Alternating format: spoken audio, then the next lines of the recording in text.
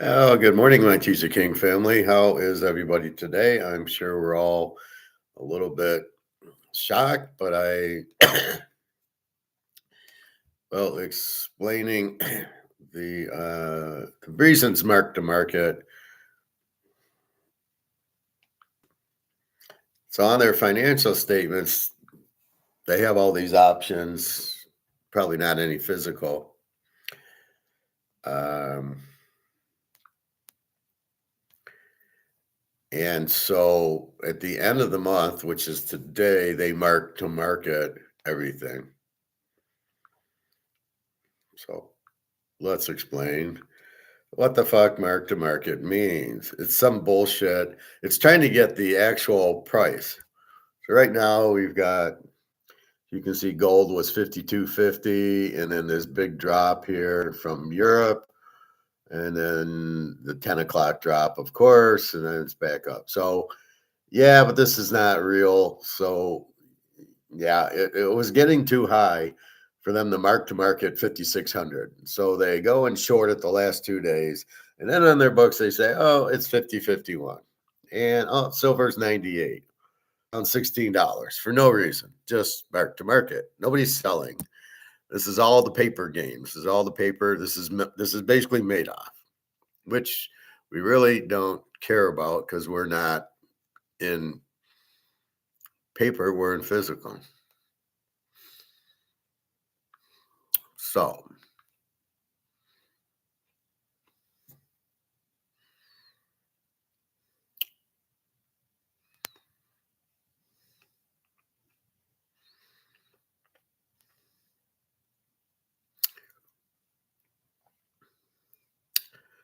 I go into Google and I go, what does mark to market mean? So let's read you mark to market.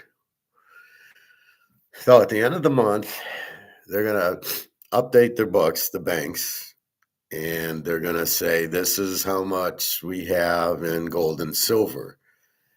And it went up too much and they're shorting it. So they didn't want to put for silver $120 on their books. And for gold, they didn't want to put $5,600 on their books. They would look bad. So they lower it to say, hey, yeah, here's our price, which is this whole thing is stupider than the NFL. Mark to market is an accounting method that records the value of an asset or portfolio based on its current market price. This is not the current market price. This is a fictional paper price, first of all. Secondly, we're looking at $120 silver. And now you're going to say 98, 99 is the actual price. This is the current market price. I mean, this is such bullshit. Rather than its original purchase price, if it provides a real-time fair value assessment of the company's financial health. So these are the banks playing Madoff. This is exactly what this is. This is all bullshit, right? A company's finance frequently used for securities, derivatives, and futures where daily settlement of profits or losses occur. So they don't want to show a bigger loss than they have because these are a bunch of morons shorting gold and silver when they should be going. Now, you get confused because they're long, but at the end of the month, they always do this shit. So that doesn't look as bad. I mean, I don't understand. Valuation method, it shifts from historical cost, what you paid, to fair value, what it is worth now, which is not fair value. Volatility, while it offers transparency, it can introduce volatility, especially during market downtime. Oh, this isn't a downturn, this is an upturn. Application, commodity, are commonly used in trading, banking, and for assets like mutual funds. Futures market and futures, and ensures that daily losses are paid and gains are received, prevented large accumulation of debt. Well, they didn't because it ran so much. Um, for example, if a firm holds a security that has increased in value, marking it to market will show a gain, whereas if the price decreases, it will show a loss. So the bank wants to show a loss, right? It's such bullshit. Then I go into a little what it means in accounting, finance, and investing. Mark to market or fair value accounting shows for measuring the fair value of accounts such as assets and liabilities based on their current market price. This is anything but that. This is about as far away from a fair market price as you can get. Mark-to-market accounting is a valuation method that values assets and liabilities based on what they could be bought or sold for in today's marketplaces. Yeah, rather than the original price. This approach gives a real-time snapshot of financial worth, like checking your investment portfolio value on a given day. This is such bullshit. Well, if you're going to manipulate the price, how do you get the fair price? It originated in futures trading, but has become fundamental to modern accounting and investment practices. When banks, investment firms, or corporations use MTM accounting, they're essentially asking, what is this asset worth if we had to sell it now? This is fantasy land, right? While MTM accounting can provide greater transparency about an organization's true financial position, it can also introduce significant volatility during market disruption. So you have the biggest bunch of bullshit since Madoff.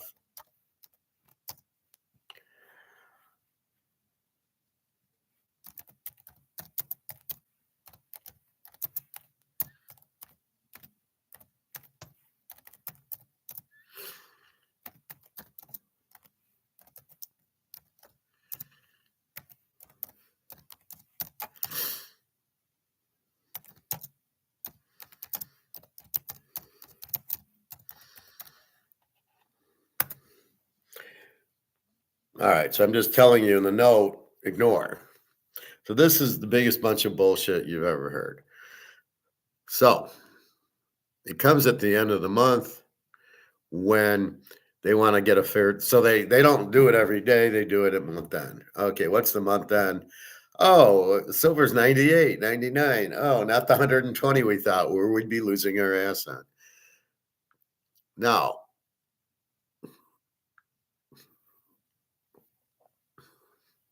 look at the Shanghai silver price in dollars right now, January 30th, last updated, 123.26. I think this is probably closed now, but 123.26. I don't know. Does it give us a time? I don't know. Anyway, this is the real physical price that we should be looking at is $123. What's 98? Purely fantasy. So this is goldsilver.ai. I guess that's Asia and India or something. This is the Shanghai Physical Exchange. So it's giving me January 30th. So if we go back, let's see if we get a gold price.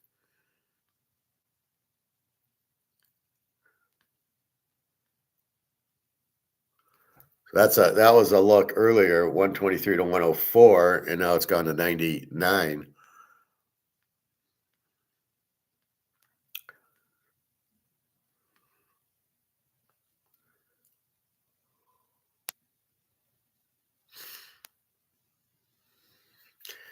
Here's the COMEX exchange. In the United States, the COMEX exchange offers future pricing for silver, providing participants the ability to trade contracts based on future silver price expectations. COMEX is a major platform for silver derivatives, and its pricing is influential in global silver market trends. It's fixed. What do you mean it's influential? Why silver prices are in China diverging from COMEX. Similar to gold, silver prices in China are increasingly diverging from those in Western. The divergence is driven by a variety of factors, including differences in industrial activity, local currency strength, and investors' behavior, which didn't say anything. China's demand for silver is closely tied to its vast manufacturing sector. Basically, its demand of the US dollar having no value, and neither is the yuan. None of the dollars have a value. So it's people getting out of the dollar and going into gold and silver for safety. Oh, geez, we hear that every day, don't we? Because that's what I said. Nothing has changed there, so please don't worry. What's happening the last 2 days is bullshit for this mark to market So the banks can say, "Yeah, we're doing okay." They need a lower price because they're shorting, and they don't want it to look like they've lost more than they have. They've they've all these banks are going bankrupt because at the end of the day, they're all shorting, which we don't. I assume they're looking at a chart and it's going up, and oh, it's got to come down because this is a stock, isn't it?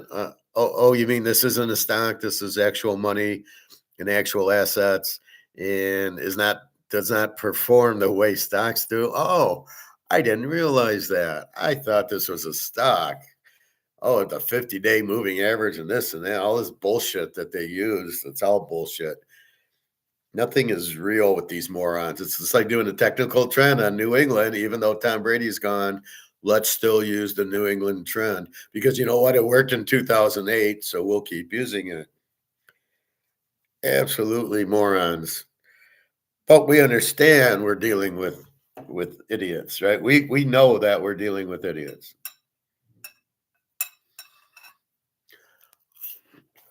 So now our big problem.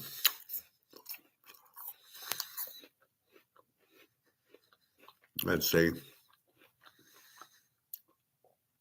The Chinese government's focus on expanding renewable energy resources has also led to increased demand for silver. Basically, it's demand for silver in the private sector and demand for silver or in the manufacturing sector and demand for silver in the investment, which is what I'll call us, people realizing we got to get out of the dollar. Now, they never want to say the dollar's gone. They never want to say the dollar is, been inflated to death. They don't even call it inflation. They call it, what do they call it? They call it, um,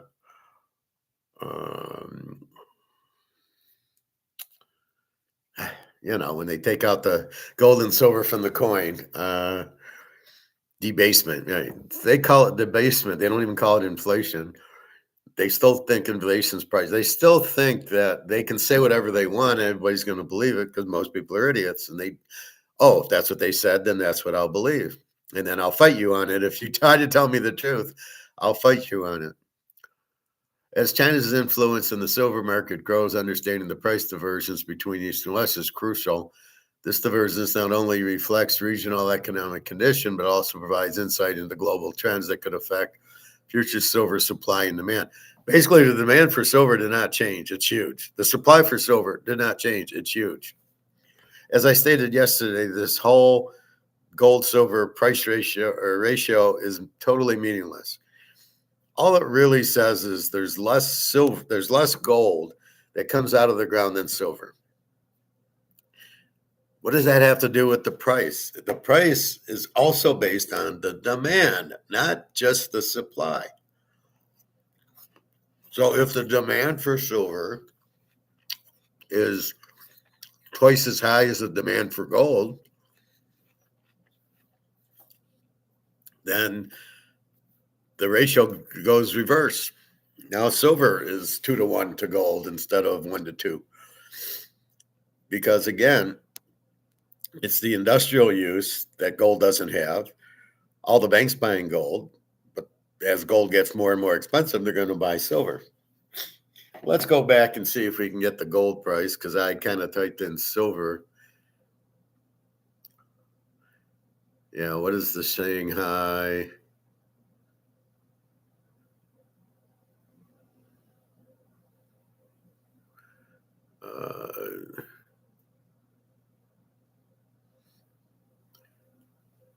Let's do silver and gold.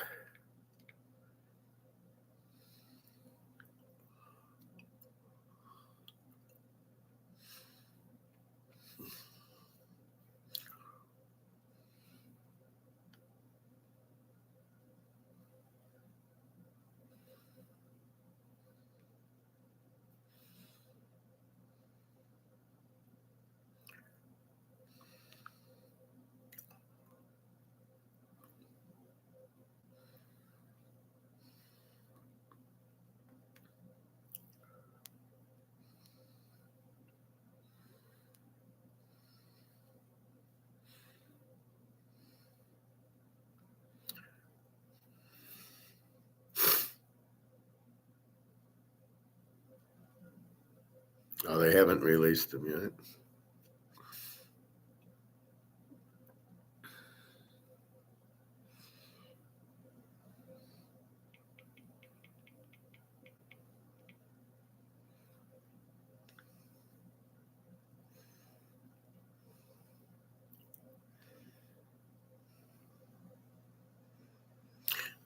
So here's the Shanghai gold price in dollars today, 55.67, and we're looking at 5,050. So you can see this is $500 more.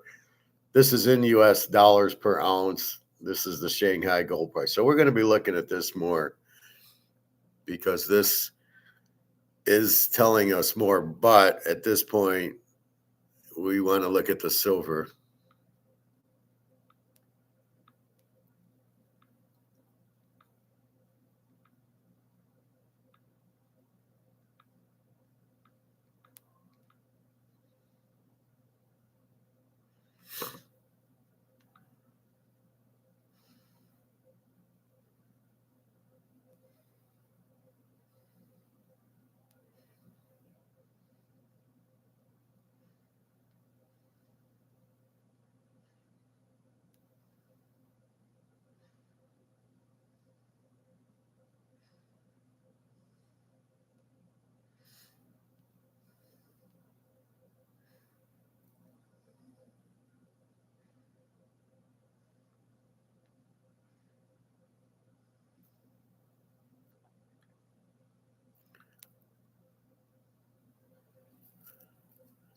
All right, so this is close for today, but 123. And then here's a better look at it, 123 to 104, even though we're down to like 99. I expect us to close at like 99 today because the $100, the key point for whatever, and we'll open Sunday night in Shanghai and it'll go back to 110. It's not going to stay there. This is just panic because it's the end of the month and all these banks are going to go broke if they show 110, which is the problem with Madoff Comex here. This is all Madoff. So anyway, that's your real price of silver and gold. Not even real. It's just the COMEX price, but not the real price.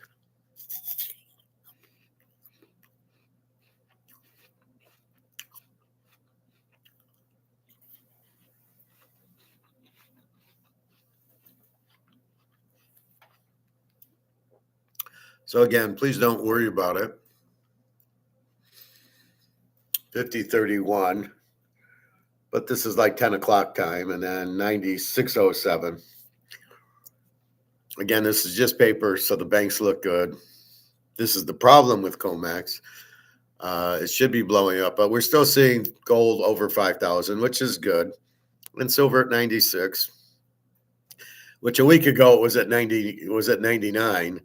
It just jumped up so much, and then there's people shorting it because it went up so high, as that's the nature of their game, is to just look at patterns and not understand that. So I wouldn't worry about it.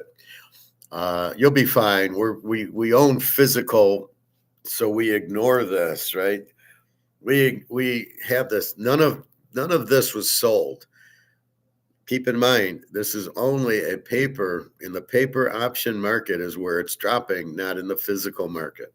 Why we use COMEX to price it, I don't know. They say, well, it's for the futures, so you can see where gold and silver, are going in the future, which is probably the stupidest thing I've ever seen. It's too manipulated. The problem is, if they say, well, we want silver at $102 in April and it runs to 120, they're going to push it back to 102 because that's where they said it would be. So it's such a fake market, and we know that. So we ignore it. But, it's not $25 an ounce now. It's $100 an ounce. It was 120.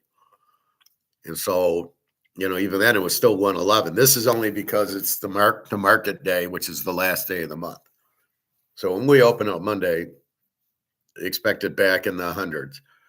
So don't worry about it. And people get scared, so they sell. And all right, so let's vie away from there. Let's look at our. What did I want to talk about? Mark McGuire was on today.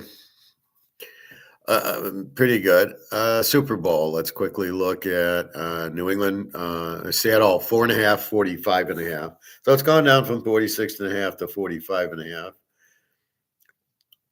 which makes sense. It shouldn't. 46 is too high anyway.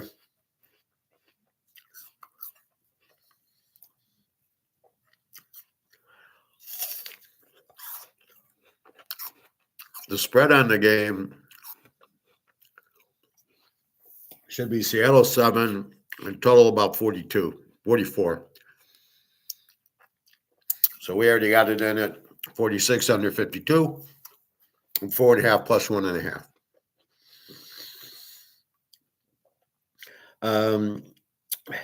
What do we think about whatchamacallit not getting in the Hall of Fame? Bill Belichick, I really could care less. The Hall of Fame is so skewed with bad players that it's a joke right now. Some of the guys they let in are a joke. Talking about Eli Manning. If Eli Manning gets in, you might as well close the Hall of Fame out.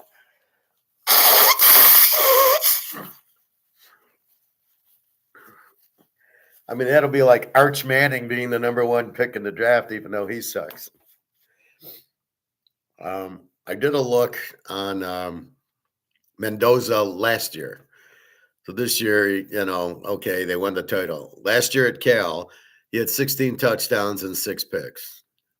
Is that a first-round draft pick? I don't think so. So if you draft him first,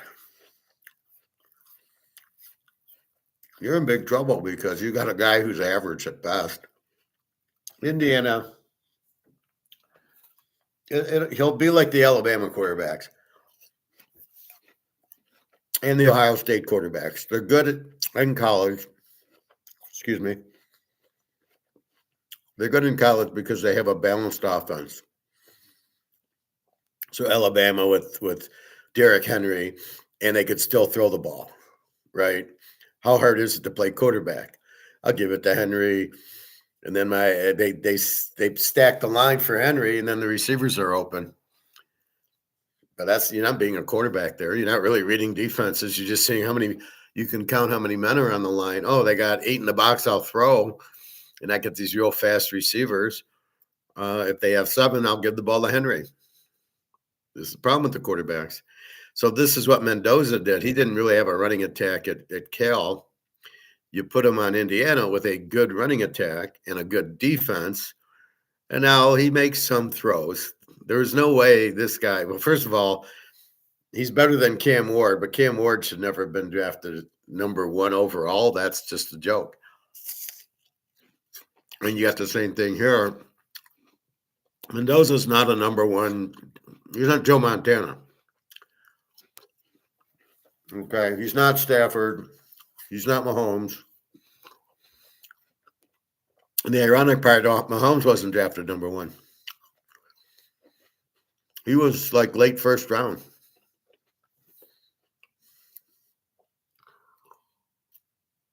I don't know what it is that they didn't like about him, but KC did grab him. Lamar should never have been drafted, so that was a big mistake by Baltimore, drafting Lamar thinking he was good because he could run, but not what you want.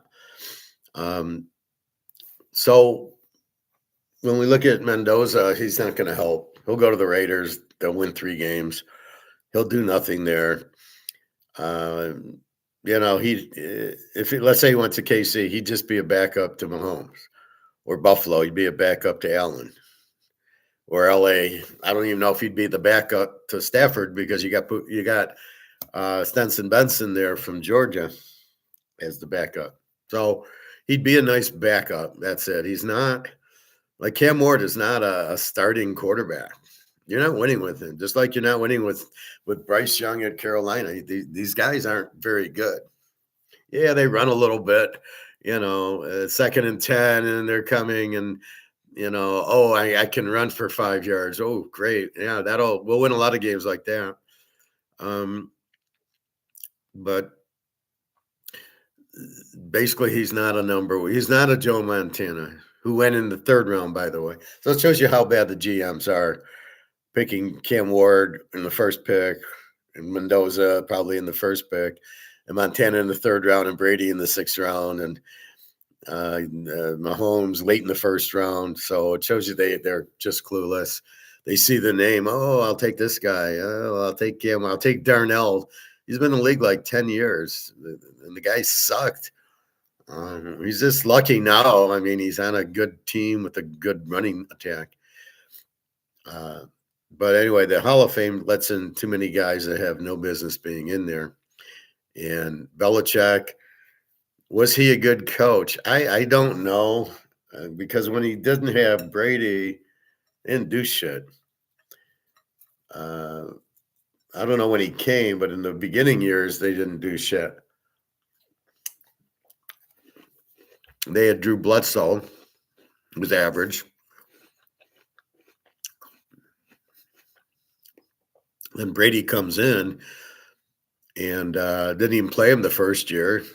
And then the second year, Bledsoe gets hurt and he plays him. So I think winning the Super Bowls was all Brady. It had nothing to do with Belichick. I was watching the New England, the first Super Bowl they won with Brady. And their strategy was to hit the receivers of the Rams very, very hard. It's football. So this was his strategy, was to hit the receivers hard. This guy's an idiot. So we hit him hard. Oh, okay. Yeah, that did a lot. The problem was Mike Martz was throwing into 5-6 defensive backs. Instead, he should have been running more. But Mike Martz, who had some interesting offensive ideas, did not read the strength and weakness of the defense. If he did, he would have ran a lot more, and they would have gained a lot more. But he wasn't patient. He wanted to throw, and he threw a pick six and a couple other picks. Not Kurt Warner's fault, but he tried throwing into 6 defensive backs instead of running into 6 defensive backs. And had he done that, they'd have won the game easy. But he didn't, because then they would have had to come out of it and then play the run, and that's it. Oh, we're going to tackle. It was a lot of cheap shots. He did cheat in that game with the cheap shots. That would all be penalties. There'd be 25 penalties on New England if they called it right. But they weren't calling pass interference. They weren't calling late hits, illegal hits, hits to the head. Didn't call any of that. So there was a lot of late hits by New England. So Belichick has to cheat to win that game by doing late hits and hits to the head. And a lot of that, hitting guys who didn't even have the ball. That was really pathetic. I mean, at least when Lawrence Taylor hit you, you had the ball, right? He wouldn't go headhunting. He'd go after the ball and tackle a guy. Or the 85 Bears, 84 Bears, 85 Bears, 86 Bears. They didn't cheap shot you. And it bothers me. And even the 90 Giants, when they beat Buffalo, they didn't cheat shot you. And here he has the cheap shot people. I thought that was bad. He had to cheat with that Watergate and all the other stuff. I thought was really bad. So I don't know how good a coach he is. Yeah, if you want to say, well, he won a lot of rings, so that way he should be in the Hall of Fame. Is that the caveat to get in there? I would expect Bill Parcells to be in there. Bill Walsh won 4. Lombardi won 5. Lombardi really gets screwed because you want to tell me Belichick's a better coach than Lombardi, and yeah, I'm going to laugh pretty hard. That's like telling me Comax is physical goal. That's not the case at all. Lombardi was the best coach. He took a nothing team in Green Bay, and they won. They went to the championship game 6 times and won it 5. They lost the first year, and he would have won. Had they had the Super Bowl there, he would have won 5 Super Bowls in 7 years. The only reason he didn't win the other 2 years is Paul Hornung bet on the match. He bet on his team to win. He didn't bet against them. There was no prop playing. He bet the Packers to win games. Somehow it got out there, which is strange. I mean, again, how stupid are these guys to not like, okay, my girlfriend's going to bet, and I'm not going to say anything. I mean, how does it get back to Paul Hornung's the one who bet? Unless you probably didn't pay the bookie and the bookie told on him. But that's how I look at a Hall of Fame coach. Lombardi changed. Bill Walsh changed the league. Chuck Noll took a nothing Steeler team, drafted properly, and they won 4 Super Bowls. That's the coach. And you had a bunch of superstars. What New England did, I don't, it was all Tom Brady. And I don't know that, do you give credit to Belichick? Yeah, he won a lot of rings, or Brady won him a lot of rings. But the fact is he cheated. And if you had to keep Pete Rose out of the Baseball Hall of Fame for betting and cheating, you probably should keep Belichick out too. Now, I'm not a Belichick guy. I'm a Brady guy. I'm not a Belichick guy. I think you could have had Mickey Mouse coaching the team with Brady and you would have won. All right, he devised some defense schemes, but okay, so he was the defensive coordinator. A good defense, if you had, what's the guy, Jim Schwartz, or you had the guy on Philadelphia for 100 years, if those would have been your defensive coordinators, they probably would have won more. So I don't know. I don't give a lot of credit to Belichick for winning. I give it to Brady. I don't give it to Charlie Weiss and the other Josh McDaniels. I give them no credit because Brady was the offensive coordinator. Because as I showed you in his clip, he says, well, it was my job to click off of it. It was my job to check out of the play into another play. So basically, Brady was the offensive coordinator. Get to the line of scrimmage. We can't run right. The safety's there, so we got to either run left or pass. That's got nothing to do with the offensive coordinator. That's Brady. When they were down against Seattle, they needed to win. It was Brady. So I don't know. Yeah, they won Super Bowls. It was a lousy era. There was no good teams in it. Pittsburgh once in a while. Baltimore had a run with Ray Lewis for a couple of years. Most of them, he's beating Carolina by a field goal. He's beating, he beat Seattle because Coach Pete ran the wrong play. Should have ran whatchamacallit again. Instead of Marshawn Lynch, instead of throwing the ball, and Brady actually fucked him because he didn't get out of the play because it was the double formation and everybody knew you were passing to, and you didn't change plays. Why didn't you run Lynch? I blame whoever the offensive coordinator was. So it's hard. I mean, the Jets won the Super Bowl with Joe Namath. Was that Weeb Eubank? You want to get him in the Hall of Fame because he won the Super Bowl? Don Shula shouldn't be there because he choked in at least 5 big games in the 60s and the 70s. He was the coach when the Colts lost to the Jets. Let's give him credit for that, too. He won with Miami, and then he never won with Marino. So I don't know how good a coach Shula was. But I'm sure he's in the Hall. Bill Walsh, he changed the system. Jimmy Johnson absolutely should be in. It was all Jimmy Johnson. It was not Troy Aikman. Troy Aikman's terrible. I think that was Emmett and Irvin that really made Dallas go, and the very good defense. And they had a very good offensive line.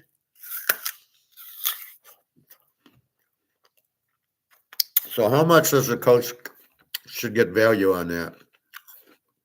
In the 60s and 70s, Lombardi, no. Bill Walsh, I agree. Those guys should have gotten a lot of credit. But now look at Dan Campbell, the Lions. They're showing him, and he's lousy. He's a terrible coach. with Dan Campbell, they win.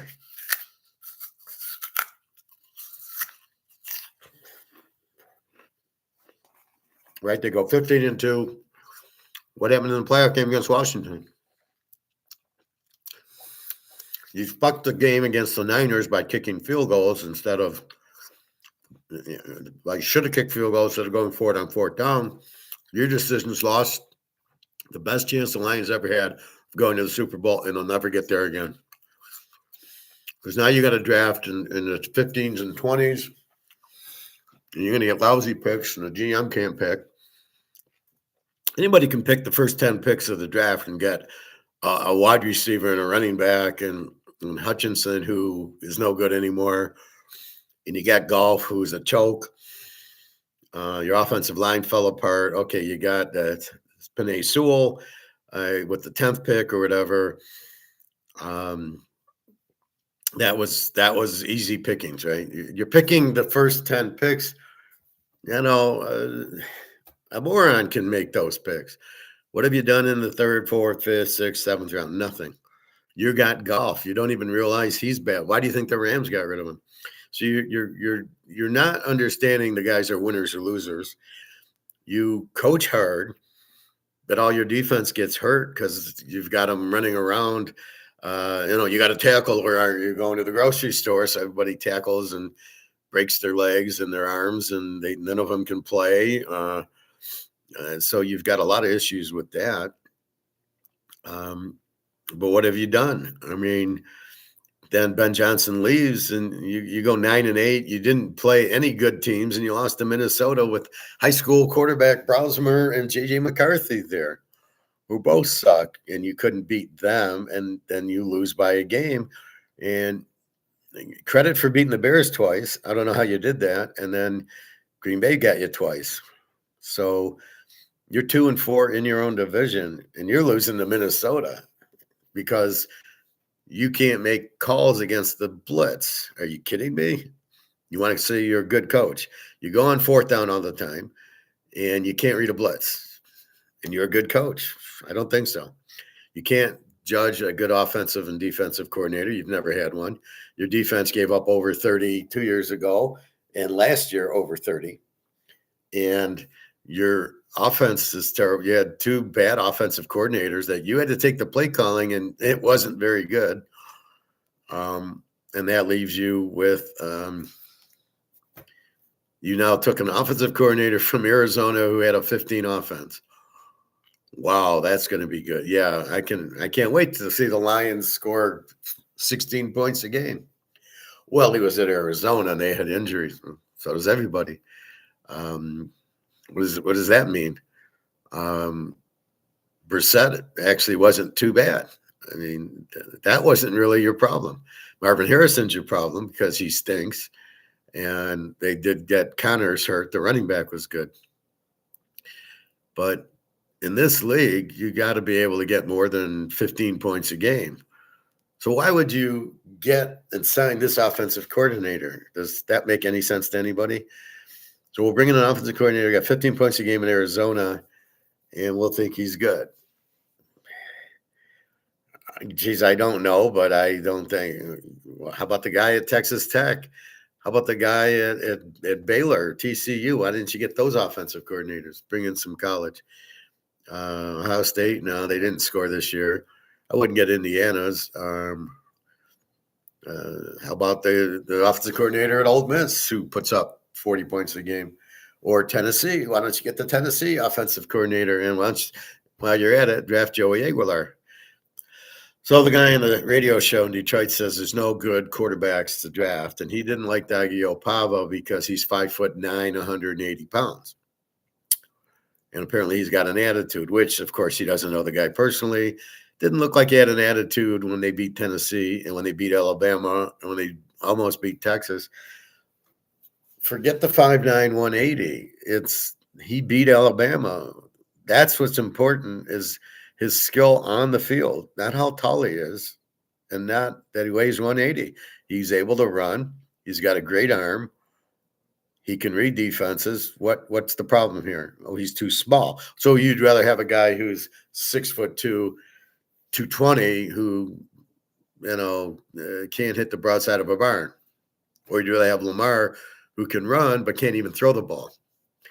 All of a sudden, height and weight is an issue. No, it's the skill set. How tall was Joe Montana? Was he even 6 feet, like 170 pounds? I mean, Joe Montana was a skinny little guy. I don't know how tall he was. Maybe, well, I got the rookie card, which we can see. But well, let's check. Let's go to Montana's rookie card. So I got to go to eBay for that.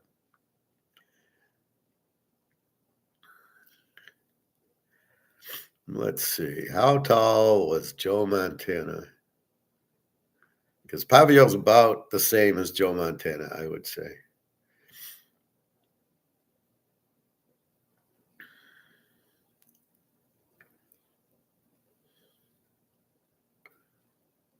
All right.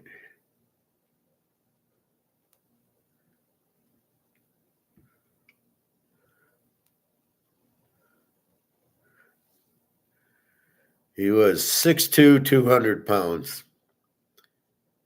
So let's call him maybe 6'1".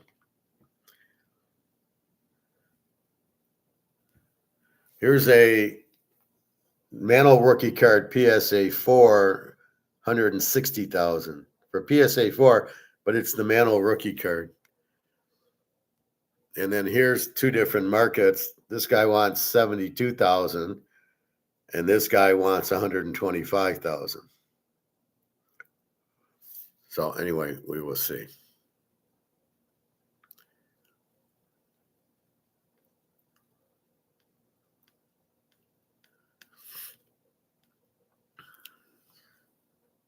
So let's call him 6 foot.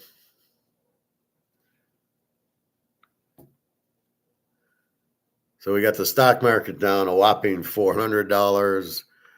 This is just the beginning of the end of the dollar. That's really what you're seeing here.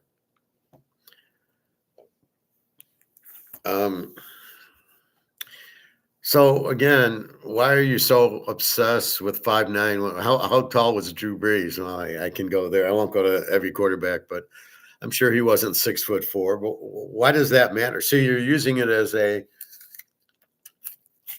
matters how tall and strong the guy is.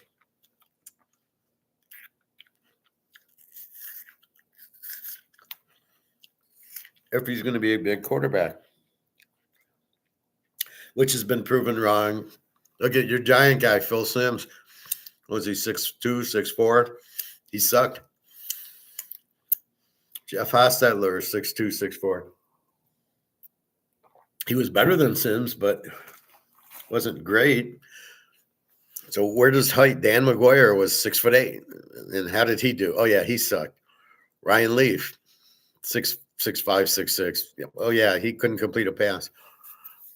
Since when is it about if you're tall, you can throw a pass better than if you're short? Especially when you prove it. Played in the SEC 2 years, beat Alabama, barely lost to a good Texas team 2 years ago. Beat Tennessee by 30 at Tennessee at the end of the season.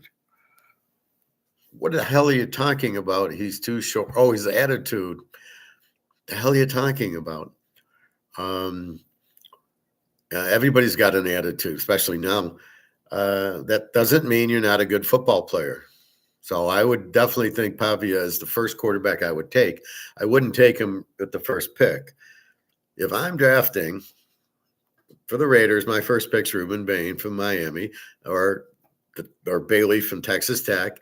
And then I would trade Max Crosby and get 2 or 3 more guys and get some more Texas Tech and Miami players. Or the Ohio State linebacker, Sonny Styles. He's a player. So that's what I would do. You need 2 or 3 good defenders. Look at Philadelphia. They got 6 guys from Georgia. They won the Super Bowl. The Lions drafted a receiver and a running back from Alabama. And yeah, sorry. So, I mean, really, the thing you got to understand is defense. So what was so good about these coaches that I gave you? Well, Lombardi, great defense. Chuck Noll, fabulous defense. Bill Walsh, great defense. Even though he had Montana and Rice, he had a number 1 defense 4 or 5 of the years that they won. right? 81 was okay, but 84 had a good defense. 88 and 89 had the number one rated defense. And then 90, they had a great defense. So they understood Jimmy Johnson, great defense.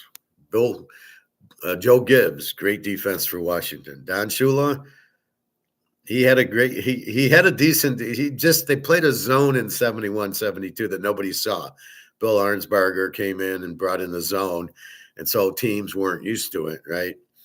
That's why they were good. So they did have a decent defense, although our boy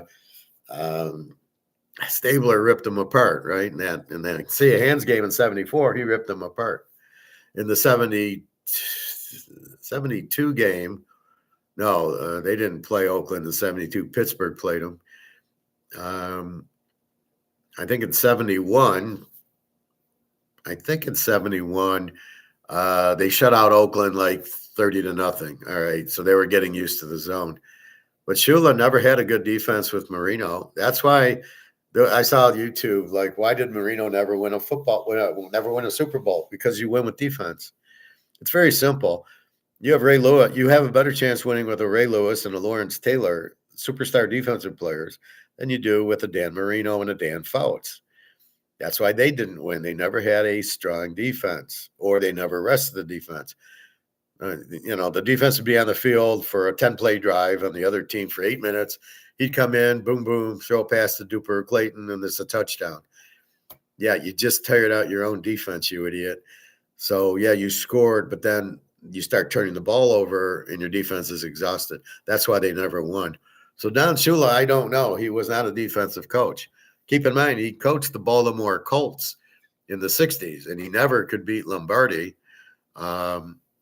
And then he lost to the Bears or Cleveland or whoever was there. So he had 10 years of losing in the 60s. And they never had a defense. They had John Unitas and Tom Addy, but they never had defense. Not until the new guy came in, who coached them in 1970 when they beat Dallas. Then they had a killer defense. But under Shula, it was always offense. And, once – all right, he inherited Zonka and kick and a running game and a defense. It wasn't his. And then in 70, then once Marino came in the mid-70s or late 70s, they never had a defense. They had the Bumblebees that one year without a quarter with the guy from LSU, Woodley, and they did pretty well in the playoffs. But then they get Marino, and then there goes their defense. So I don't know how good a coach he was. He won a lot of games, which then gets me to my point. Is Belichick in because he won Super Bowls? Or if we look at his schedule, it was the easiest schedule in the league every year. 2 Jet games, 2 Miami games, and 2 Buffalo games, and neither team went 500. So he's getting a lot of easy wins. And it was very weak competition. And basically Brady won the games for him. So I don't know. If he wasn't in the Hall of Fame, I wouldn't care. Probably should be in it because he won the Super Bowls, even though they were weak. It's sort of like New England this year, right? They beat nobody, right? New England is they played one good team, Buffalo, and split with them. All right. And they're in the Super Bowl because Denver's backup quarterback, Bo Nix, got hurt. If Bo Nix plays, Denver wins the game easy. So they beat the backup to get in. Otherwise, they won at home against C.J. Stroud and San Diego. So they're not a very good team. And Seattle will show them. Seattle just beat the Niners twice and the Rams. Much better competition than New England saw. So again, are they that good? Well, it's the competition. So New England never beat a really good team to win the Super Bowl until I think they beat Seattle on the Marshawn Lynch era of not giving him the ball again. That was probably the best team they beat. Atlanta sucked. Carolina, they beat by a field goal. The Rams, you had an idiot head coach. That was a good team, but badly coached.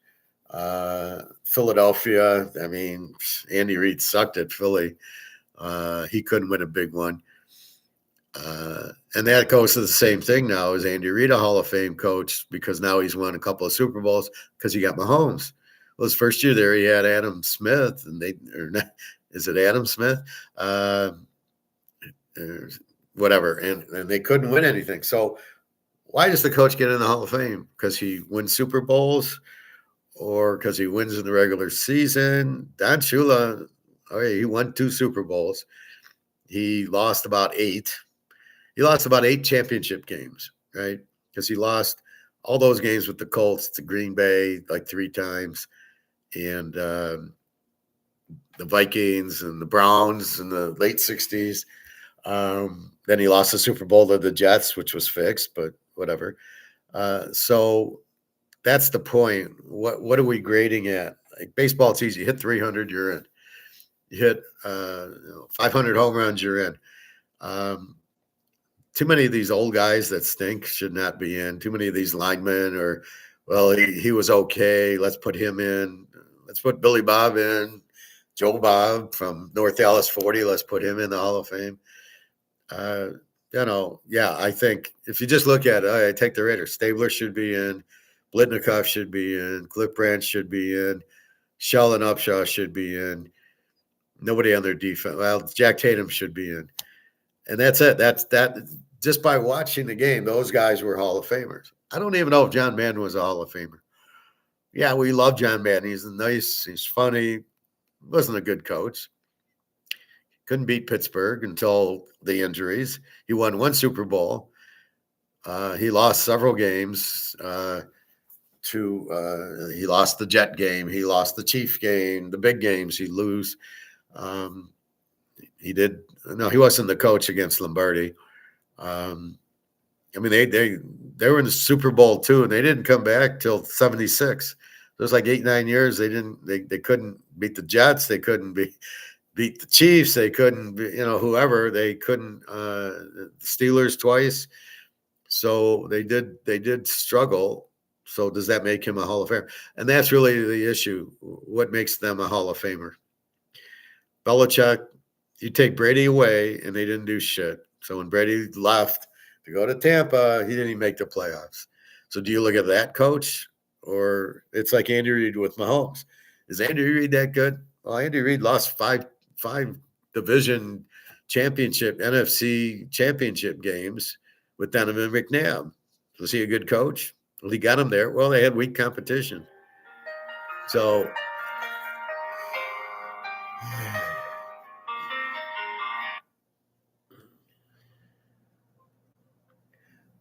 he had weak competition. So I don't, how do you separate it? Jimmy Johnson, great coach, should be in. Bill Parcells absolutely should be in. Phil Simms, no way. Lawrence Taylor, yeah. Now maybe even Pepper Johnson or what was the other one? There was like 2 really good linebackers. Let's say you got a really good cornerback, but nobody throws to him. Well, he didn't have any interceptions. Should he be a Hall of Famer? Well, if he's a shutdown corner, yeah. Ed Reed, yeah, absolutely. Ray Lewis, he dominated the game. Those are the type of people you want in the Hall of Fame. Not Steve Lewis, who was a guard for Cincinnati, who you're like, this guy wasn't any good. So I don't know what you do with the Belichick. It's hard. He didn't really beat too many good teams. Like I said in the Super Bowl, beat Carolina by 3 with Jake Delhomme. That's not he never had a dominant team, and Brady would win it at the end. Hey, John Z. So you had that. You had, I give them the Seattle win, but that was mostly Seattle's fault. They won. They didn't beat Seattle. Seattle lost the game by not running Lynch at the 1-yard line. They would have won the game. He lost to Philly, which was a joke. I think he did beat Philly with Terrell Owens by 3.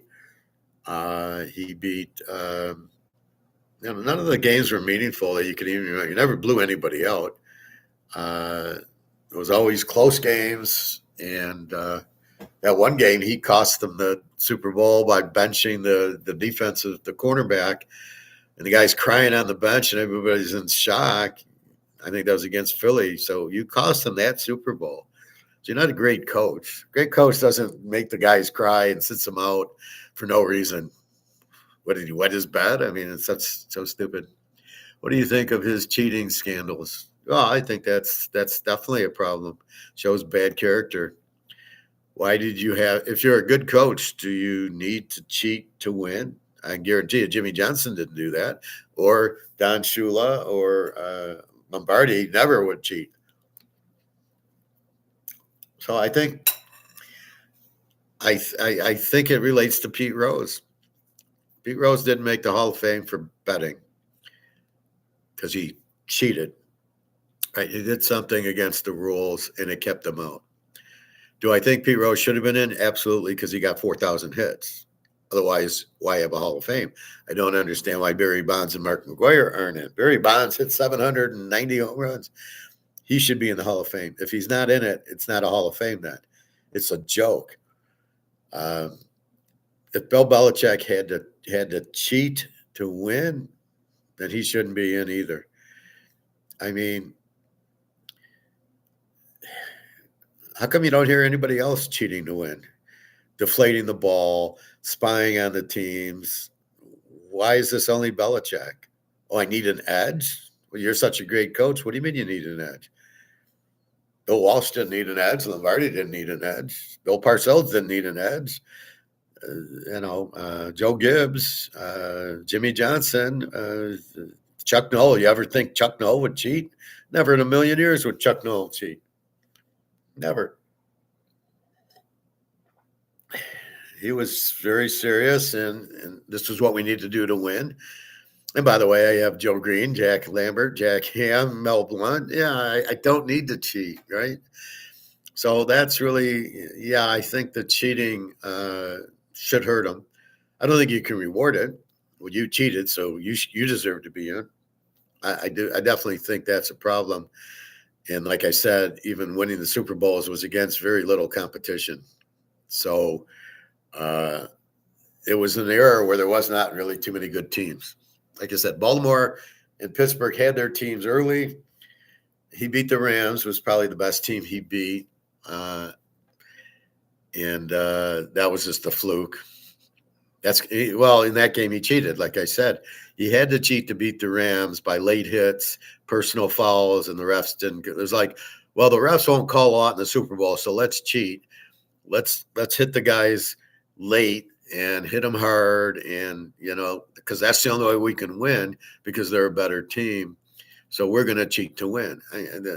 This is the guy's whole mentality. Do I want a cheater in the Hall of Fame? Absolutely not, especially when we know he cheated, right? So, no, I mean, especially when your Jimmy Johnsons and Bill Walshes and Chuck Knowles and Lombardis never cheated to win. They didn't need to. They outcoached you. They were smarter than you. Joe Gibbs, Bill Parcells. You think Bill Parcells would cheat? Never in a million years would Bill Parcells cheat. Or if he did, he wasn't stupid enough to get caught. But I don't buy that Bill Parcells would cheat. Bill Belichick, yes, I do believe he cheated a lot. It's like Michigan stealing signs, right? They shouldn't have won the national title. They stole signs. They cheated. You cannot reward the cheat. Does everybody cheat? Well, everybody speeds, but I don't know if everybody cheats. I don't cheat on my picks. I certainly don't cheat on my gold and silver. It is what it is. So I disagree with that. Cart, how are you today? Why this gold and silver fall? It's all paper. It's all in my title. I say mark to market, and I explained it first, but I'll re-explain it. I am at loss in silver and gold ETF. Well, this gold and silver will go up. Well, why are you in an ETF? Get out of the ETF, as I told you. ETF's paper. You can't be in it. Be in gold, physical gold and silver, first of all. Secondly, it's all the banks manipulating the price, which is what COMEX is, by mark to market. So the banks don't show these huge losses because they're all like idiots shorting. And so they need a lower price because they have to settle. So if silver ends up over $100 today, they have to settle on all these silver contracts. So they're pushing the price under 100. And then on Sunday night and Monday, it'll go back to 110. You're just looking at a snapshot, but you need to be in physical. You cannot be in ETFs. All right, that's your first problem. So get into physical, then you don't have to worry about any of this. This is just a temporary thing. Again, it's you got to understand the market. The market is a paper market done with options and derivatives. So they're going to manipulate the price as best they can, however they can. I showed you earlier silver was 123 in China today. So it's 123. That's the real, not even the real price, but that's a more logical uh, price of silver, 123 physical. So again, don't worry about it. We know the dollar's collapsed. We know this has no value. We know this has no value. Neither does the yuan, the yen, the ruble, and any other dollar currency that you have is not worth anything. So keep that in mind. They're not worth anything. So you have to get out of the dollar, which is why you can't be in an ETF because it's in dollar. You must be in physical. You need to sell your ETF. Now, you've waited too long and now the price drops. So I would wait till middle of next week when the price goes back to 110, 115. However, then this is going to cost more. So maybe sell your ETF, even though it's low, as long as you go and buy the physical to make up for it. So you'd rather be in physical than ETF. But again, it's just the banks. They're idiots. They're losing their ass. And so they want the price to lower or they're going to get killed on other options as they're shorting. If it goes over 100, they're all fucked. So they're keeping that silver, as you noticed the last 2 days. But when it got to 120, they're going, oh, fuck, how are we going to get it under 100? So they're just now they're losing their ass on this because they're basically shorting fake silver, and people will ask for delivery, which they won't be able to do. And when the price goes up, they'll never get out of these shorts. So they don't know what they're doing. They're thinking it's a stock, a 50-day moving average. It's here, it's there. It's nothing to do with the stock. This is physical gold and silver. This is not a stock. This has nothing to do with, it's gone up so much, so I got to short it because it'll come back down. No, this isn't a stock. This isn't a company. This is money. This is silver and gold. This is physical. It's got nothing to do with the 50-day moving average or stock. It's got nothing to do with the gold silver ratio. As I stated yesterday, that is a supply side. That is a supply gimmick. Well, there's less gold than there is silver. What is the demand for it? There's more demand for silver than gold at this point with the industrial use and the investors getting out of the dollar, getting into it. But keep in mind, this whole story is about the dollar collapsed, is worthless. And if you hold it, you got to get off and buy gold and silver. You got to get out of it. So that hasn't changed. Don't look at the paper COMEX price. It's all bullshit, manipulated. It's a Madoff thing. It's a Ponzi scheme. You understand that, so you don't. I'm not worried about it. Yeah, I would wish it would be at 120 now. It'd be by 150 by now. Silver, it was climbing pretty good, but next week it'll be back up because again, it's the mark to market at the end of the month. It happens every end of the month. It always goes down, so the books look better. It's a Ponzi scheme. So we understand that. So don't worry about it. Cart. I am at a loss in silver and gold. Okay, so get out of the ETF. So will be go up in the next some days. Next week it'll go back up because of the demand and the supply. There's huge demand for silver. They need it for industrial use as well as people getting out of the dollar. And the supply is nothing. There is no silver to have. That hasn't changed. The dollar is still worthless. That hasn't changed. So no, there should be no problem with that. And will gold also go up on money? Yes, of course. They'll both go up. And well, let's see where it should be up by now.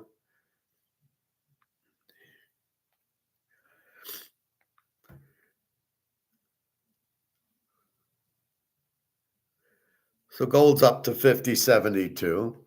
See, it was 52.50 overnight, and then it fell back at like 4 in the morning.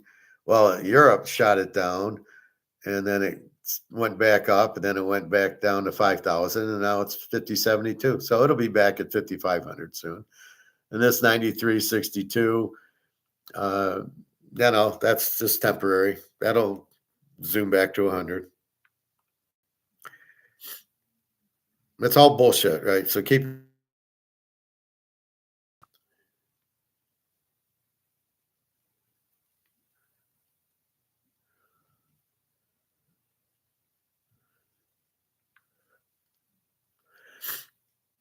So again, why are you in gold and silver? And you're in the wrong one. You need to be in physical. Why are we in it? Because the dollar's worthless. It's a very simple game. This has no value. This is the Titanic. This is sinking. So you get off the boat and into the lifeboat. Enter the lifeboat. So it's very simple. And you never get back onto the boat. You're in an ETF. You're still on the boat. You haven't gotten off to the boat, and you haven't gotten into a lifeboat. You're in a Ponzi scheme called ETFs.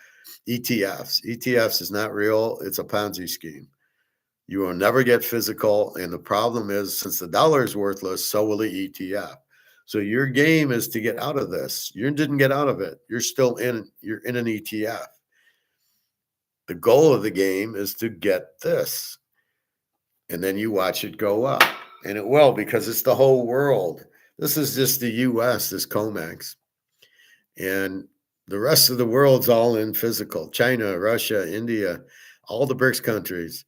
So that's your support. That's your these are the good guys, BRICS. They're keep pushing and buying as much gold and silver as they can get.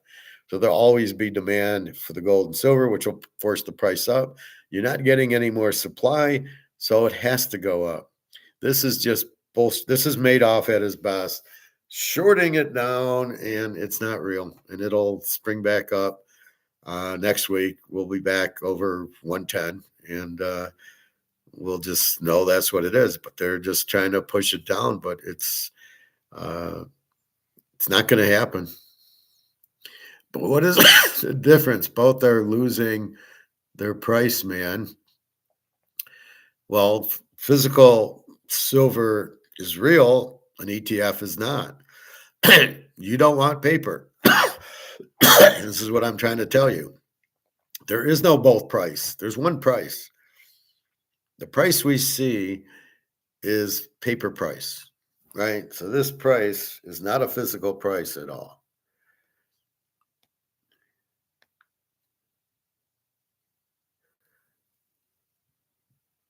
A little bit more down. So when we see this price, 49.71 now, when we see this price, this is the paper price. There is no physical price. I showed you a Shanghai price, but that's still a paper price. So this is a paper price. This is a paper price. These are not physical prices. And that's the first thing you got to understand. And what you've done is you've stayed in paper. You haven't moved to physical. So you first, you got to get out of the ETF, and you got to buy physical, which I would recommend. If you could buy physical at 93, I'd go buy it. I'd sell my ETF and go buy my physical, because we know the physical is 10 times higher than the paper. But I don't know why and who put you in an ETF, but I'd fire whoever that was for being incompetent. Never. I've been in this since 2020. I've been in this since 1995. There was never a thought to go into ETFs because they're bullshit. They're controlled by the Sprott and Rick Rude. These are not real. You'll never get physical gold or silver with them. The 1 ounce of gold that you think is yours or silver, 10,000 people think they have it. So there's absolutely nothing with ETFs. They're all Ponzi schemes. They're all Madoff. Think of it as a Madoff.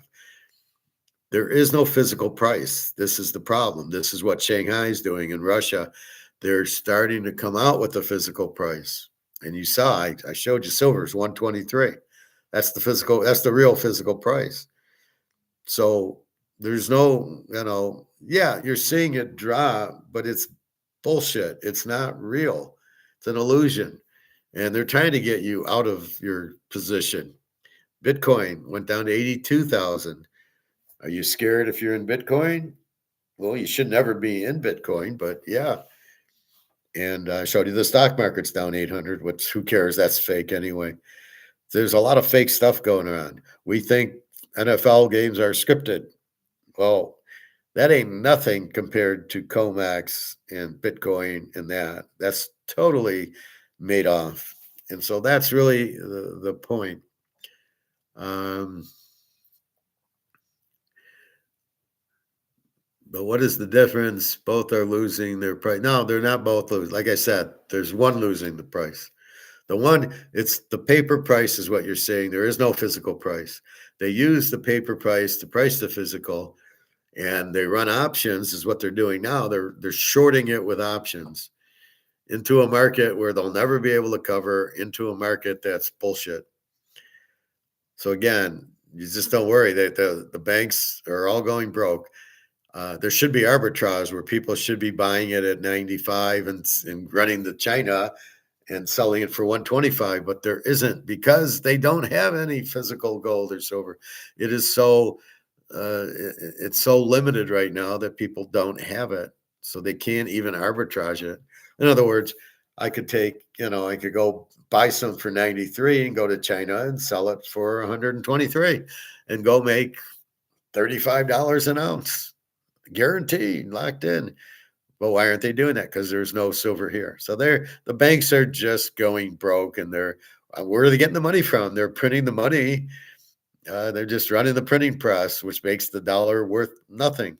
So don't worry about it. It will come back up. It was just 120. Well, that was silver, and gold was 5,600. So that's where it's going back to. You just can't. You didn't lose anything. Although in the ETFs, I don't know. I don't understand them. I don't play them. I just know they're Ponzi schemes. They're phony. So I don't play an ETF. So the first thing I would do is sell it and get the fuck out of it.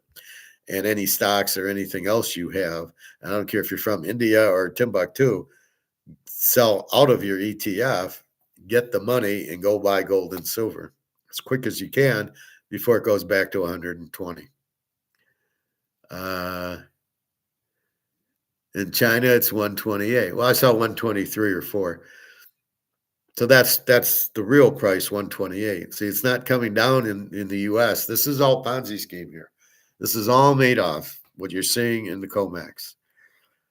And it'll bounce right back up. So I mean, that's exactly the point, John. See, that's more of the real price. And the US is playing mark to market. Let's get the price down so our books look better. Because we want reality. I mean, I read that. I was the stupidest thing. What do you mean reality? There's no reality there. This $93 price is not reality. The 128 is not even reality. It's much, much higher than that. Just be patient, have the physical, and go. So first thing you got to do, Kurt, get the hell out of ETFs and go into physical. You still are on the Titanic. You're still going to sink. Only in physical will you not sink.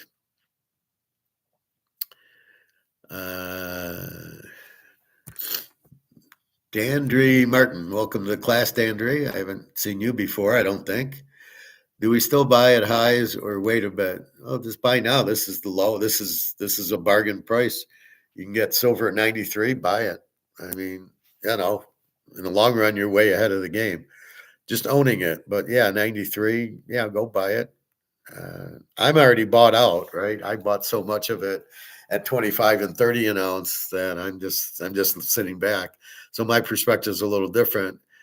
And they can do what they want, but a lot of people are going to lose their ass today by shorting it, by selling it. It's a buyer's market today. This is buy, buy, buy. Hey, John C., Kurt, Dandre Martin. It's been a while, Professor, but been here before. Always got your live notifications. Okay. Well, with these emails, like John C. might have been here before, probably has been, But even like Alex comes in as Lex, and Pat changed his email. So I don't know what's going on. I'm not recognizing the emails because they're different. But welcome back. You're probably one of Bobby's friends. Okay, so anyway, um, it's like a football game. So let's go with the football game, or we can go to poker. Let's do both. Let's have fun. So in poker, in football, okay, we got Seattle minus 4.5. Let's say the line drops to 2, and Seattle's minus 2 now. Do we panic that the line went down, or do we say it's still a good pick? Um, there was a couple weeks ago. What was it? Yeah, here the Rams and the Bears, and the total on the game was 51. And then it went to 48 and a half. And it went back to 49 and a half. And I locked it under. I love the game under. Now, did I worry that the line went from 48 back to 49 and a half? No, because I've already critically thought the game and problem solved the game, knowing that the 0-degree weather will make it hard to score, which it was. And I won the under, and I ignored what was going on. In poker, you might see, you're in the hand, and there's not much betting, and then you get on the river, and some guy goes and bets $200. You didn't bet the whole hand. What do? Well, it depends on your hand. If you have a good hand, you call him. If you're not sure, you just fold. You wonder why he didn't bet the whole round, but you still stick to your guns. Well, I got trip sevens. I'm going to call him no matter what he does. And maybe I caught a 7 on the river and he's got aces, and then he makes a big bet, but I still got to respect my hand, right? So I got sevens, you got aces, and you bet the flop, you check the turn, the river comes, there's nothing on board, and I get my third 7. And the aces bet 200, but there's no ace on board. Am I worried? I got to play my 3 sevens, my set. I got to play the set, even though he's got ace, even though he made a big bet. You've got to stick to your guns of what the bet, what you have, and what is the bet. It's the same thing here. Nothing has changed here. We know this is worthless. We understand Comex is a paper option game. It's a Madoff game. It's all make believe. It's not real. But we understand that this is worthless. That hasn't changed. And this is worthless. That hasn't changed. So we know there's demand for this in gold. Nothing's changed here, right? It's still worthless. If that's the case, then that's the whole point of it, right? This hasn't changed. This is still way, way undervalued. It's still physical. Comex is a paper market. We know what do you think the value, why is silver dropping, right? When you think about it, why is silver dropping when you've only in paper? I mean, nobody is selling their silver. Nobody's that stupid. You're buying silver and it's going out, and you need it for everything and military, and you need it for the electronics and the phones and for investors like us who are getting out of the dollar. You need the silver. That hasn't gone away. The supply certainly hasn't gone away. So there's no supply, there's high demand. That hasn't changed. The only thing that's changed is the Ponzi scheme of these options have gone down.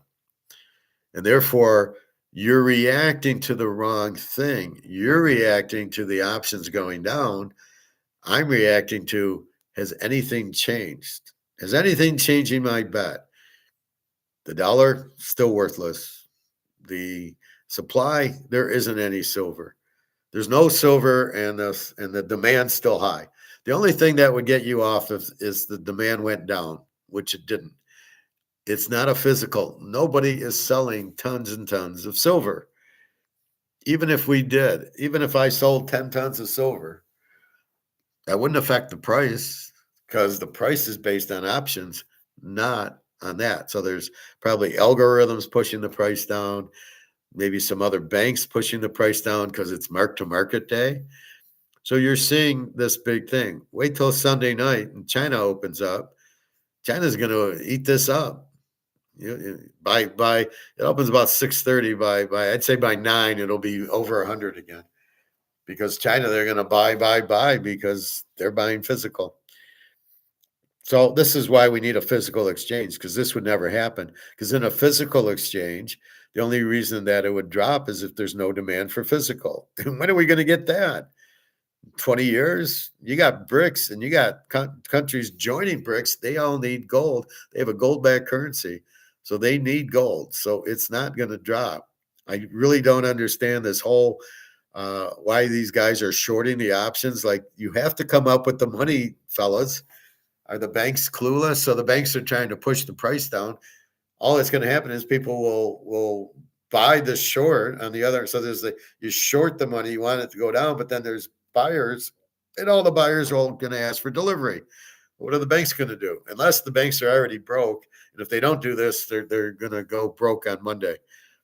Something like that. I don't know, but that's what's happening. This is all fantasy. Nobody's selling any silver, and it's just going to make the price go higher and higher and higher.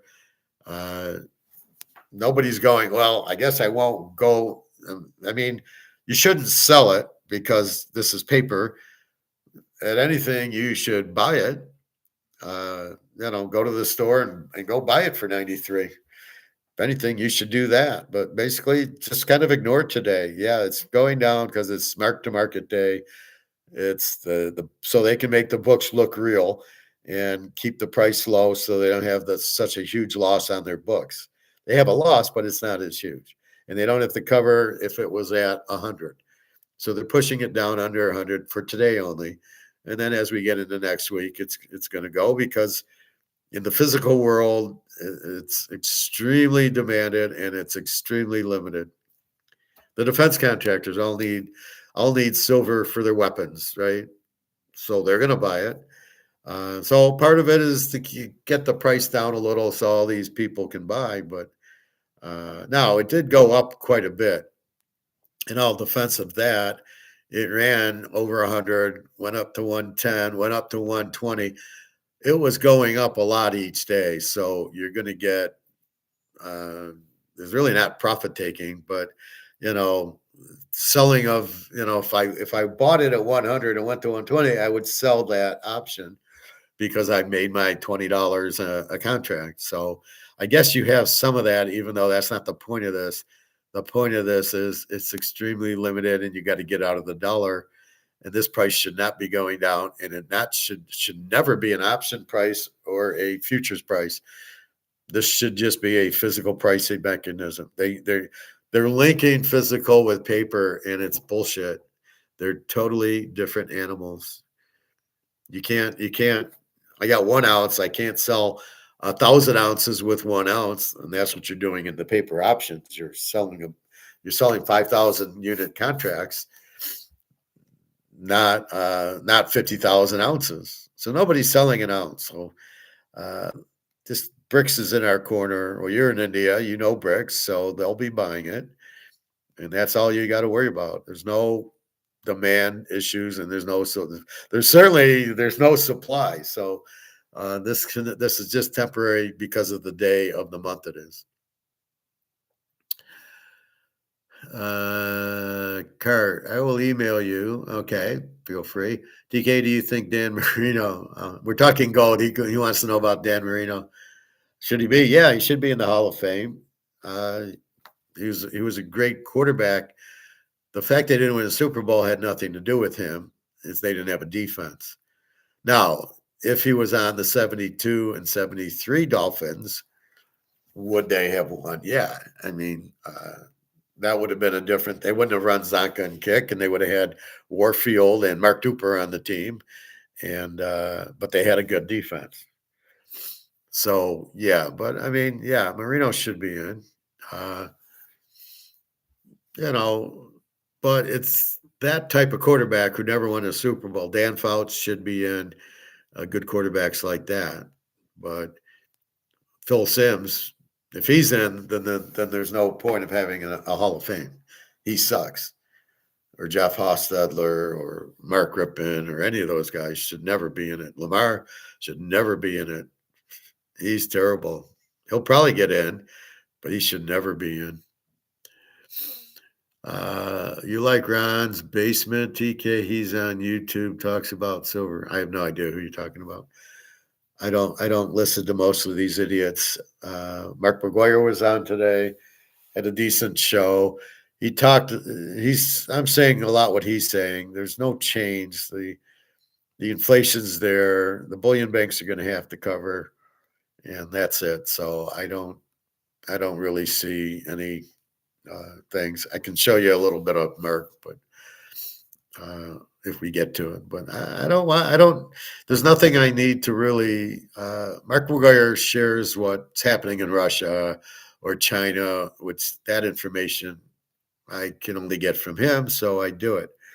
To listen to a Peter Schiff or Andy Scheckman, they're morons. They don't give me any information.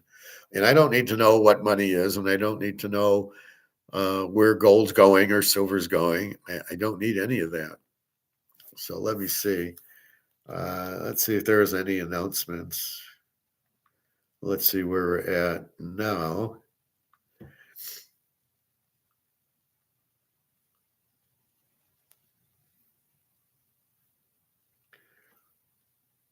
So silver's at 92. Gold's at 49.34. So, it's just bullshit. This is just a lot of paper punching.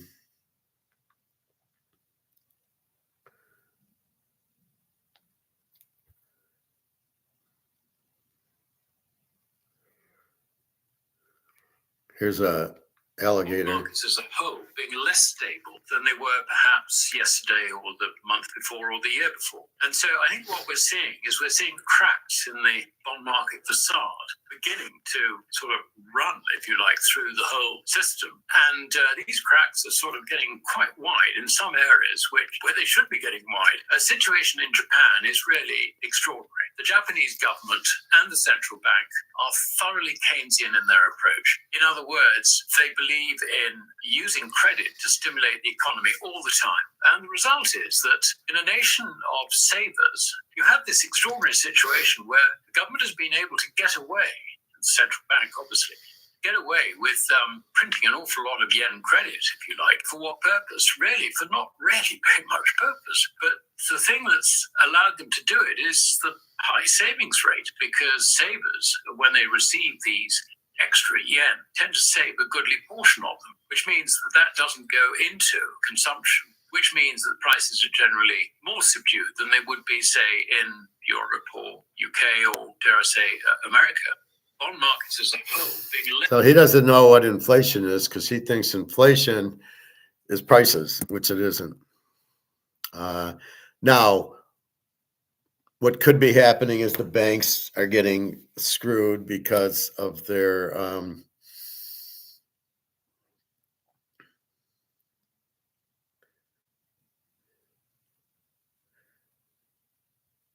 I should almost play this one. What is inflation? Except we already know it's printing the money to zero. So I don't need to listen to. So this is where I'm really struggling is I'll see the video like that, which I want to watch, but 2 minutes into it, I realize they don't know what they're talking about. So I just kill it.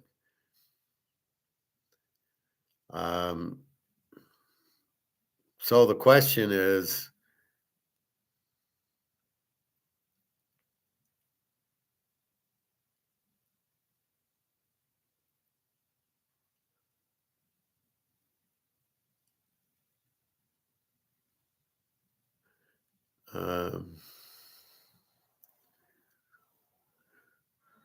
gold could surge to 20,000. Does that make you feel better? Silver will go to 1,000 easy.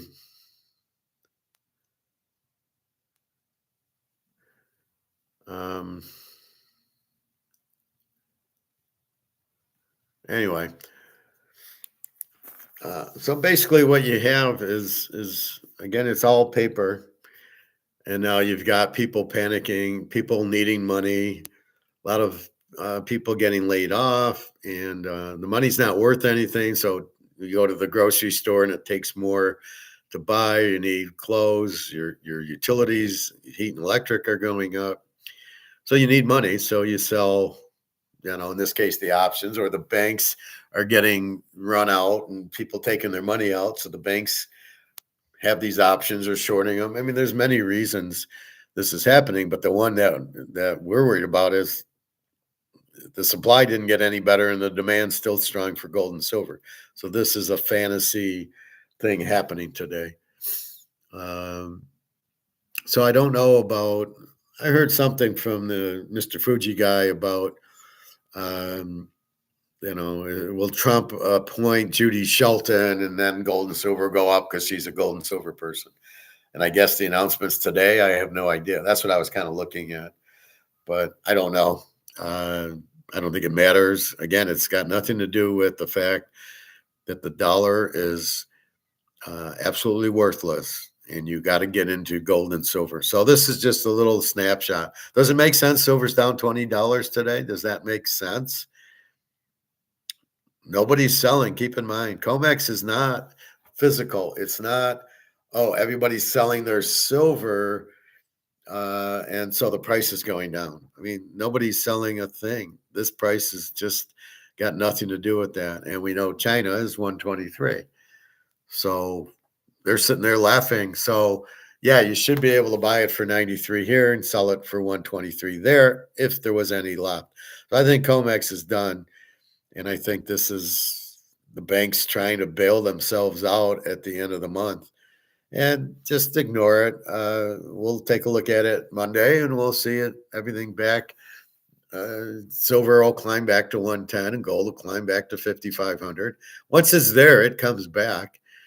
Remember, it happened like over the holidays. Silver went down to 70 because there were margin calls and shorting it, and then it went back to 90. So it's been a fun ride. I mean, it was 70 and now we're at 120. So it went up $50.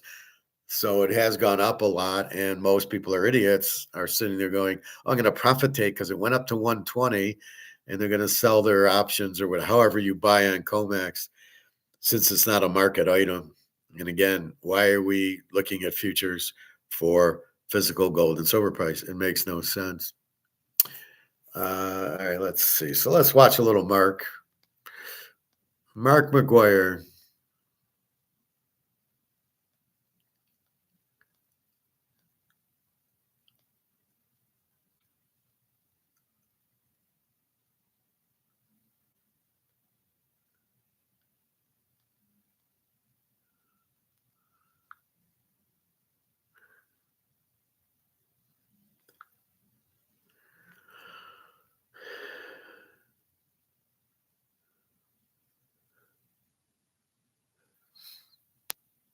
So here's Mark today.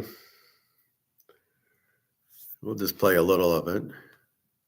We'll play a quick Egon. Rich countries are increasing their holdings of gold continuously, and there just will not be enough gold to satisfy the massive demand we're going to see. And that, of course, this demand between the central banks and BRICS countries will also then develop into normal investors buying gold. I moved from Dallas. The order of things With Robinhood Gold, you can instantly start earning 3.25% APY with high yield cash. Pretty much summing up the gold and silver action into a rapidly debasing dollar. If you're not... All right, Andrew, you started the year off. You know, we talked about gold and silver targets looking really, really compelling. And we recorded our last episode. It seems a long ago, but it was on the 14th of January when gold was trading around 4,600 per ounce. And now just 2 weeks later, as we record this episode here of Life in the Vault, gold is over $500 higher per ounce.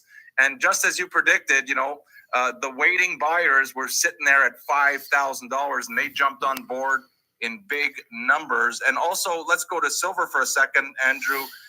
That was capped only 2 weeks ago, around $90 an ounce. And since then, again, 2 weeks, you know, it has drawn physical buyers when it hit 100. And while we've had usual pullback, and while we've had off by sharing your insights on why gold trading and storage corridors, which are by design perfectly suited to accommodating the very large move by global central banks, sovereigns, and as we said, most underestimated in 2025 is the commencement of very large move by global investment funds in the very early stages of gaining exposure to a 40-20-20 allocation to gold from a 0% allocation. Now, notably, UBS, they had a 2025 Global Family Office report, which was published just about a week ago. And it states that the majority of high net worth investors have not yet participated in the gold and silver price rallies.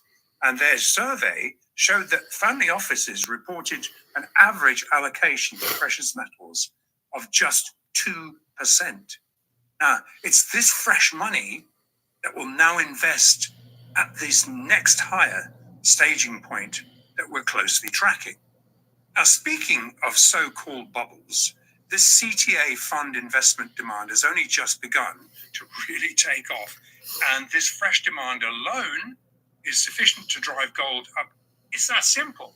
Now, let's take a look. And for reference, we're recording this episode on Wednesday, the 28th. There's no better example of what we witnessed on Monday, which was Monday evening this was, before billions of dollars of underwater COMEX options bets against silver were about to be marked to market. And they certainly didn't want it up at these prices. And that would have been forcing banks like LPMCL, Vassal Bank, Toronto Dominion to face the risk that a large percentage of the options buyers they'd bet against would refuse to cash settle their large fiat profits and rather choose to exercise their right to roll these paper derivative bets into a futures contract that could be stood for COMEX delivery. So let's look at the footprints.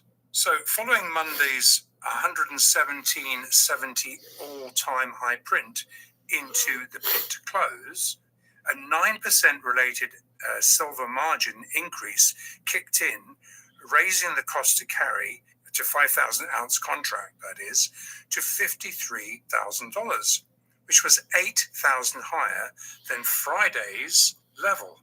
And Friday was back here. So the cost to carry that same contract one trading day before, would have cost you $45,000 per contract. As I say, it jumped to $53,000, which was $8,000 higher to carry that same contract. And what do you think happened? And in fact, it was almost an exact gap close. So stretched was the speculators, or the naked long speculators' open interest, the house just needed to really pull a few bids and call these bets in, triggering a sell ignition, which basically effectively rinsed out every single one of all the speculators that jumped on board at 100. It's that simple. Now, the good news is that this surge of OPEX related $16. Now, bearing in mind that the faster you do this, the less chance that the speculators can short cover and get out of that trade. So $16, that's $80,000 per contract stick save from 117.70 all the way down to 101.70. Exactly closing this gap. And what that's done, essentially, is having eliminated all potential future sell ignition below 100, that serves to realign spot silver into a more stably, physically supported higher stair step to rally from. Now, what was of note is despite this big run and then another push down into, this is where options expired, they managed to get it down to this level here, the options hour the next day, which was Tuesday. So essentially, despite having given the opportunity to short cover, that the March contract, and this is the March contract, went straight back into deep backwardation to spot, i.e. the price of spot was significantly higher. And despite the house cartel operators having successfully leaned into the naked long specs all the way here and here to cover some short bets, these higher spot prices above futures illustrate the cartel is still having to borrow silver at a large premium to meet relentless SGE and Indian physical delivery demand. These Western sell efforts are just a band-aid on a gaping wound. A quick look at the bigger picture reveals the 140 staging point we highlighted in our last episode is getting more compelling at each pullback.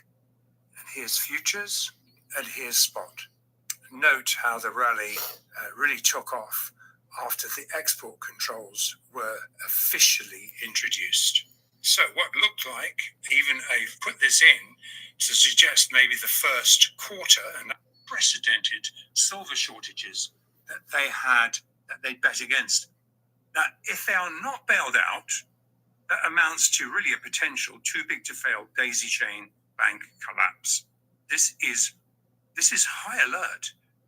Even worse, Toronto Dominion was not alone in getting stopped out for a $70,000 loss per contract, which by options yesterday, now we're recording this on Wednesday, options expiry was yesterday. That's when all the derivative bets in the COMEX get marked to market.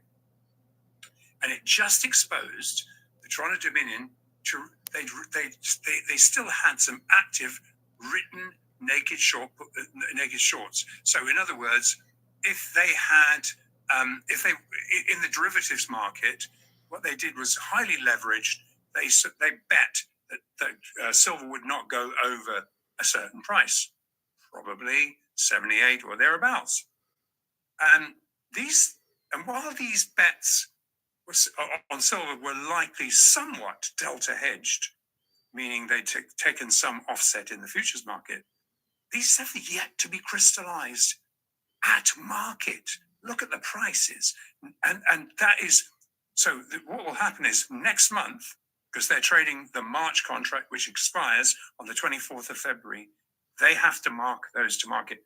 There is still a huge amount of liability sitting on their books. Now, while Toronto Dominion is not an LPMC-L market maker, our liquidity providers view Gali as a vassal of the silver cartel, which means his written calls, which are naked short bets against a rise in silver, expose the silver cartel book to a much larger short squeeze yet to roll out. And given the short covering has been affected in the leveraged unallocated futures markets, the fallout has not yet been marked to market for this month. And there's little doubt the cartel operates as an insured agent of the wrong-footed Fed, who auditably holds the short side of the Office of the Comptroller, the published Office of the Comptroller foreign exchange gold and silver book. And those are foreign exchange unallocated positions, which are undeliverable. Now, this is yet to fully backfire into known very large central bank sovereign institutional buying, as benchmarked by physically backed SGE fixes, Chinese fixes, which are steadily undermining the LPMCL's control of foreign exchange silver market pricing, forcing unallocated, diluted local London fixes to actually become deliverable. Now, this is what had been driving the one-year lease costs to around 9%. As an example, when Toronto Dominion got stopped out at $92 in the futures market, the cost to borrow foreign exchange silver to meet physical demand exceeded $100. And as I record this right now, the wholesale price is really about $126. And it's very, obviously we're seeing a lot of volatility, but around about, we're still looking at around about that big spread over, say, where are we now? 115. Well, it'll probably come back down to 112. It'll vary a little because Now, I think what we're saying is because the LPMC had to borrow Gold markets. Yeah, this is really about gold having already usurped the US Treasury as a global central bank sovereign and institutional first tier, high quality liquid asset alternative. But let's also start by looking at the comparatively muted reaction that the margin increases that we looked at a short while ago in gold, the muted reaction that these had in gold after gold broke out above 5,100. Let's take a look. Now I'm looking at the new April contract. So let me flip over to the contract, the expiring contract, which is still trading. Expanded to $9.90 to spot, illustrating tight supply and extremely strong demand.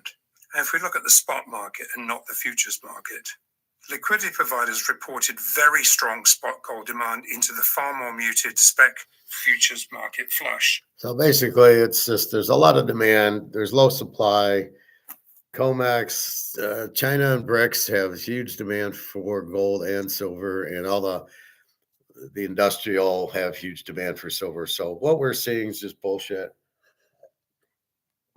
You got to understand it's options, and the banks are all going broke and they can't show it. If they show the $100 silver, they're in trouble. And again, it's just for the day. And then we're in the next month, and then it doesn't matter. This is just mark to market day, which happens every month end.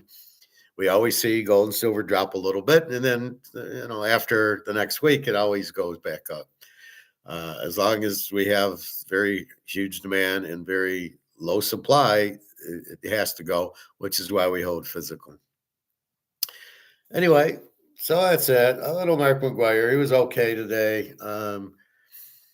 Again, you're just trying to explain what's happening. Why is it dropping? It's because of the banks. It's because COMEX is a Ponzi scheme. It's a Madoff. They're shorting it so they don't go broke, basically, is what's happening. Why they wait till the last day, I don't know. But that's the day they use to convert it. So that's just what happens. Let's see. Yeah, it keeps going down, so I'm not even gonna look at it. We'll just ignore it.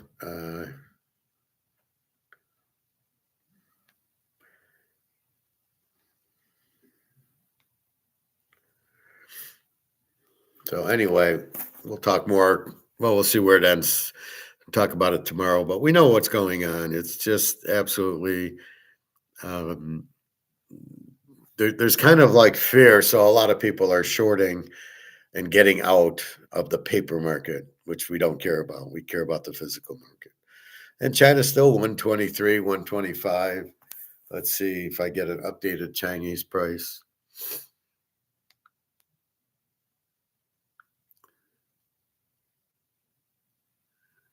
Nah, it still says 123.26.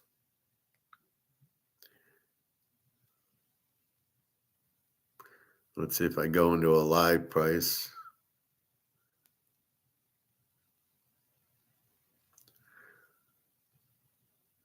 Yeah, but I don't want to see. I want to see what it is in China.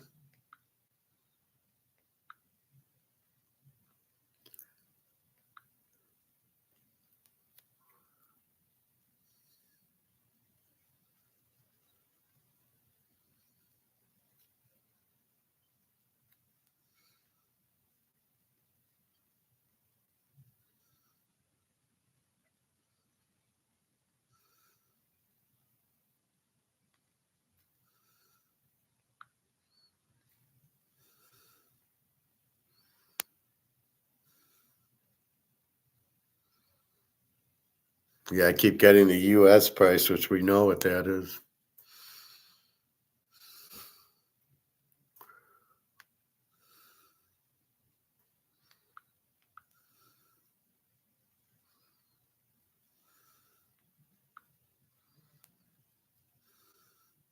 Gold's down to 4,900 and silver's 89. So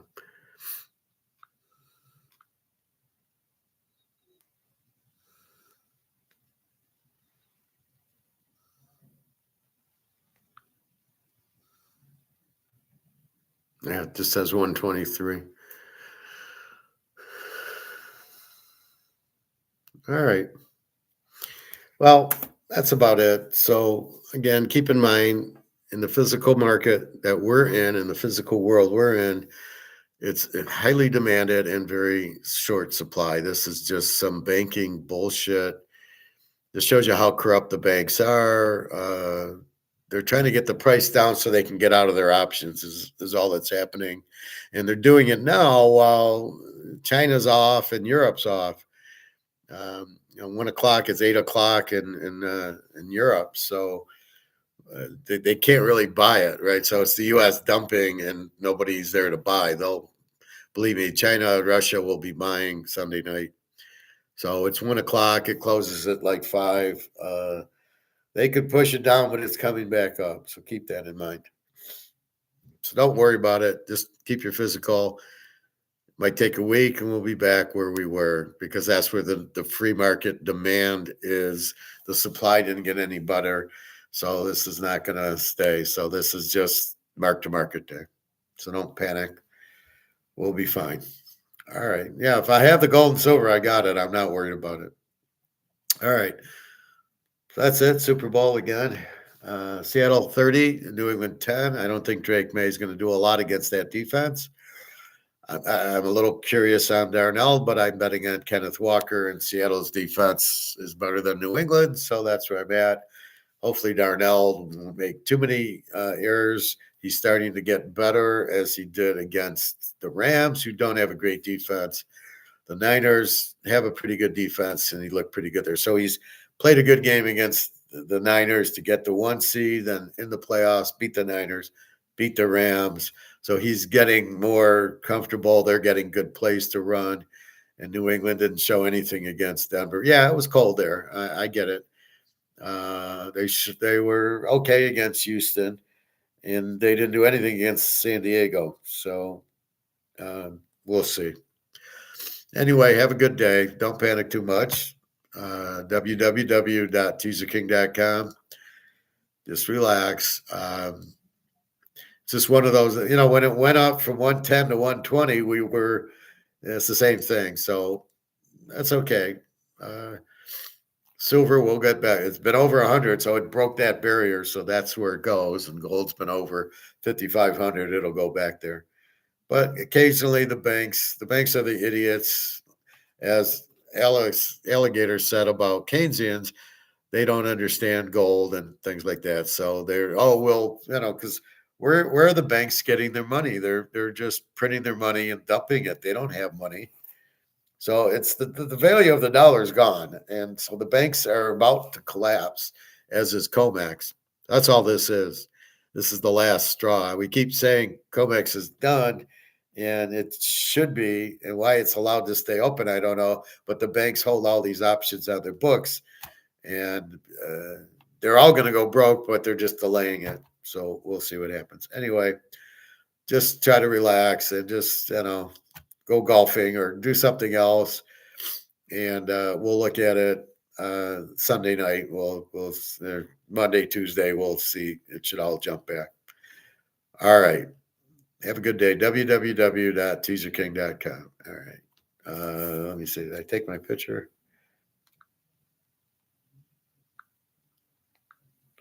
Yeah. Okay.